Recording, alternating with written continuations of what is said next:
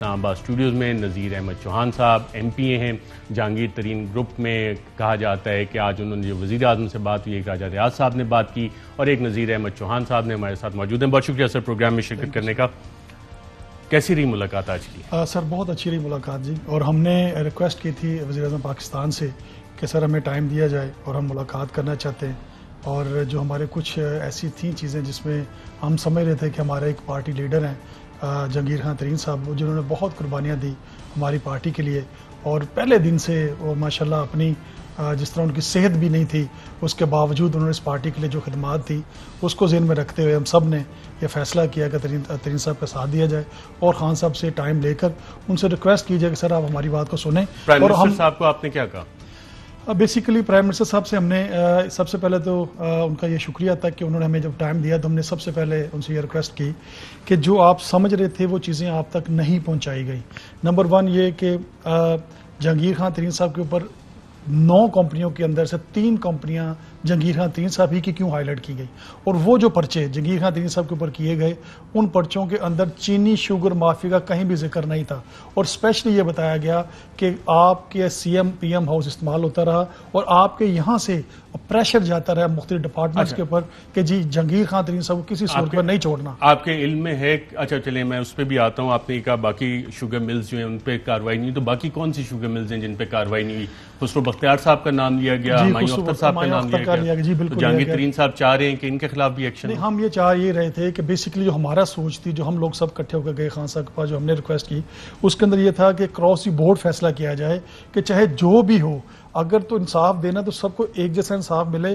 جس طرح کہ آپ دیکھتے ہیں کہ جہانگیر خان اپنا علیم خان صاحب ہیں یا اپنا دوسرا سبطین صاحب ہیں، وہ بھی گئے عدالتوں کو انہوں نے فیس کیا لیکن وہ واپس آئے. تو جہانگیر ترین صاحب نے جو آپ کو بریف دیا اس میں نام کون کون سے تھے؟ ایک تو خسرو بختیار کا تھا، بیسیکلی وہ لوگ، ہمایوں اختر کا، وہ جو لوگ ہیں 9-10 جن لوگوں نے آپ کو پتا ہے جن کے نام تھے ان کا کہیں بھی ذکر نہیں ہے، لیکن ترین صاحب کو پوائنٹ پر رکھا گیا اور ترین صاحب کو کہا جا رہا تھا کہ بس ایکچولی ہماری پارٹی کے اندر کچھ لوگ ایسے تھے شریف صاحب کہ خان صاحب سے آپ کی جب گفتگو ہوئی تو اس میں کہیں ایک سٹیج پہ آپ نے یہ بھی بتایا کہ خان صاحب میں تو آپ کے ساتھ ہوں، آپ نے اعجاز چودھری کا ٹکٹ کی جگہ مجھے آپ نے خود ٹکٹ دیا اور رات 2 بجے آپ نے فیصلہ تبدیل کیا، یہ بات ہوئی؟ بالکل ہوئی، اور میں نے خان صاحب کو یاد کروایا کہ ہم وہ لوگ تھے کہ جو آپ کے فیصلے تھے وہ ٹھیک فیصلے تھے، آپ کے فیصلے غلط فیصلے نہیں تھے، لیکن جو آپ کے دائیں بائیں بیٹھے ہوتے ہیں وہ غلط فیصلے آپ سے کرواتے ہیں.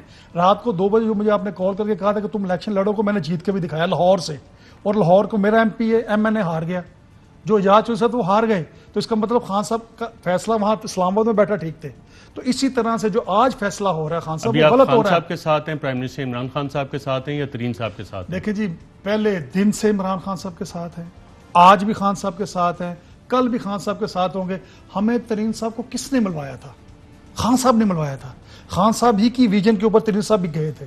ہم لوگوں نے یہ فیصلہ کیا تھا، ترین صاحب کی سوچ تھی. اب بھی جو ہو رہا ہے وہ خان صاحب کی ویژن کے مطابق ہے یا ان کے ویژن کے خلاف ہے؟ دیکھیں بیسیکلی اس وقت پارٹی کے اندر گروپنگ اور دھڑا بندی ہے اشرف شیخ صاحب، اس کو سمجھنا ضروری ہے. آپ دیکھیں نا کہ جب پارٹی کے لوگ، ایک بندہ پہلے ہی نااہل آپ ہو چکا ہے پارٹی کی خاطر، پہلے ہی وہ پارٹی کے اندر نہیں ہے، اور پلس یہ کہ اس کو نہ اس کے پاس ایم پی شپ ہے، نہ اس کے پاس ایم این اے شپ ہے، اور نہ وہ پارٹی کے کوئی کردار ادا کر سکتا ہے. اب اس کو جا کے یہاں مارا جا رہا ہے. یہ کہہ کے پارٹی کے اندر جو مجھے رپورٹ ملتی ہے، آپ کے پروگرام میں بریک کر رہا ہوں، اس پہ بھی آتے ہیں. پرائم منسٹر صاحب نے یہ بھی بتایا کہ آپ کو کچھ بتایا کہ جہانگیر ترین صاحب کے کہنے پہ چند وزراء بھی لگائے گئے، کیا بات ہوئی اس حوالے سے؟ دیکھیں اس میں ایک بات بڑی اچھی، دیکھیں پرائم منسٹر صاحب کے دل میں درد تھا، جو بڑا کیٹیگوریکل انہوں نے کہا کہ ترین میرا بھائیوں جیسا ہے اور مجھے اس کا درد ہے، مجھے پین ہے، مجھے ان کی فیملی کی پین ہے کہ وہ جس طرح سے جس حالات میں گزرا ہے. لیکن جو قانون ہے وہ سب کے لیے ایک جیسا ہے، کیونکہ میری جماعت جو ہے وہ انصاف کی جماعت تھی.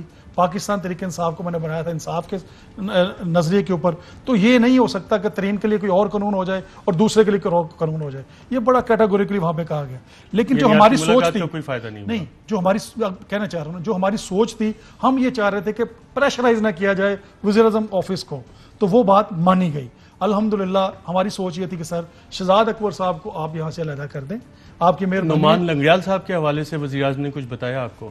نعمان لنگڑیال کے حوالے سے بات ہوئی. انہوں نے کہا جی کہ میں نے جو آپ پنجاب میں تھے آپ کے اوپر ذمہ داری دی گئی تھی, اور ڈیفیکلی نا بیسیکلی نعمان لنگڑیال صاحب نے یہ ریکویسٹ کی وزیر اعظم صاحب سے کہ ہمیں سن تو لیں.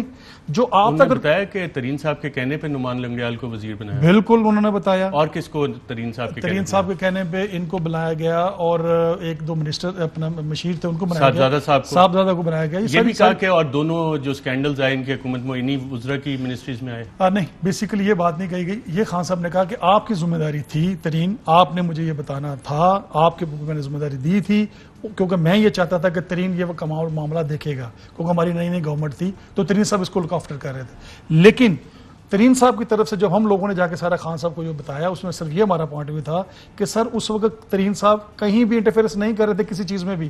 نہ وہ ایم پی اے تھے, نہ وہ ایم این اے تھے, نہ وہ کسی کا حصہ تھے, نہ انہوں نے کوئی ایسا کوئی اپروو کیا لیٹر, نہ انہوں نے کوئی ایسی چیز دی ہے جس سے ترین صاحب کو فائدہ ہو. صاحب نے کہا یہ جو اسکینڈلز ہے یہ ان کا قصور تھا. نہیں, بیسیکلی صاحبزادہ صاحب نے تو بات نہیں کہی وہاں پر کوئی بھی ایسی, لیکن یہ بات ضرور وہاں پر ہوئی ہے اپنا شریف بھائی کہ اپنا ہم نے جو چیز وہاں دیکھی ہے, جو خان صاحب کی سوچ سے دیکھی ہم نے, تو وہ یہ بات ضرور تھی وہاں پر کہ کسی طریقے کے ساتھ میں نے جو 25 روپے بڑھے تھے وہ اس بڑھنے پہ خان صاحب بے حد غصے میں تھے اور ناراض تھے ہم سب سے کہ وہ پیسے کس طرح بڑھے. جب ایک بندے کو ٹارگٹ دیا گیا تو وہ ٹارگٹ پورا کیوں نہیں ہوا, یہ خان صاحب کا بیسک پوائنٹ آف ویو تھا جو ہم سب سے انہوں نے بات کہی بھی.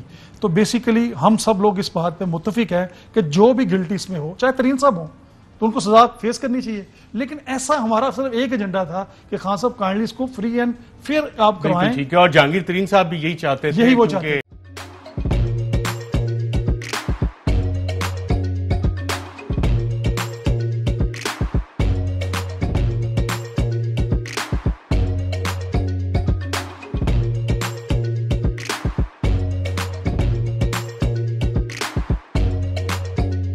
Instead of saving up for a new toy or a trip to Disney World, a 7-year-old بدلاً من توفير لعبة جديدة 来自阿拉巴马州的一名7岁女孩没有花 एक नए खिलौने या डिज्नी वर्ल्ड की यात्रा के लिए बचत करने के बजाय Alabama Anstatt für ein neues Spielzeug oder eine Reise nach Disney World zu sparen, hat Anstatt für un neues Spielzeug oder eine Reise nach Disney World zu sparen,